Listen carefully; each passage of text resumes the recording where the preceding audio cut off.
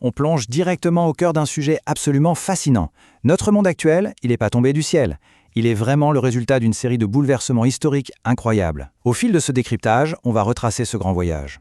L'idée, c'est de partir des immenses changements géopolitiques mondiaux qui ont suivi 1945 pour redescendre tout doucement vers les réalités très concrètes et parfois les risques qui touchent nos territoires aujourd'hui. C'est vraiment une trajectoire qui part de l'infiniment grand pour arriver à notre quotidien. Pour notre exploration, on va suivre 4 grandes étapes. D'abord, les enjeux internationaux depuis 1945. Ensuite, on fera un focus sur la France en démocratie. Puis, on abordera la pression gigantesque sur nos ressources et enfin, la manière dont nos sociétés font face aux risques. Un vrai parcours du macro au micro. Première étape de notre parcours, les enjeux internationaux depuis 1945 et la mise en place de ce fameux nouvel ordre mondial. Parce qu'il faut bien comprendre que la fin de la Seconde Guerre mondiale a complètement recablé les relations planétaires.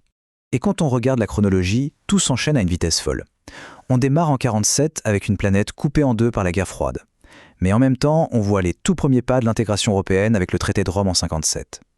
Les décennies passent et boum, 1989, la chute du mur de Berlin, qui annonce la fin de l'URSS en 1991.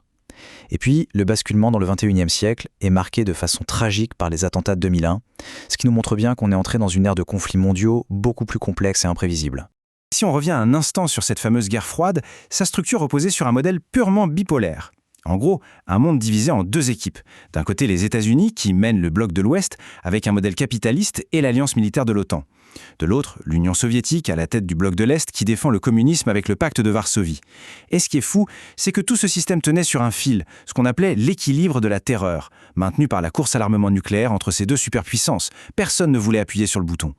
Mais attention, pendant que ces 2 géants se dévisagent, la carte du monde est en train d'être totalement redessinée par un autre phénomène massif, la décolonisation. Dès 1947, on assiste à l'indépendance de l'Inde. Puis quelques années plus tard, en 1955, il y a cette fameuse conférence de Bandung qui réunit des pays asiatiques et africains. C'est un moment charnière, parce que ça marque l'affirmation de ce qu'on a appelé le tiers-monde et l'émergence des pays non alignés. En clair, des nations qui disaient « on refuse de choisir entre les Américains et les Soviétiques ».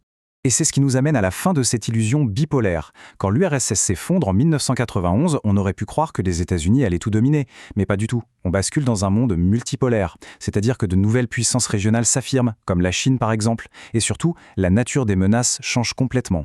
On voit monter le terrorisme international et des guerres régionales dévastatrices, comme au Rwanda en 1994.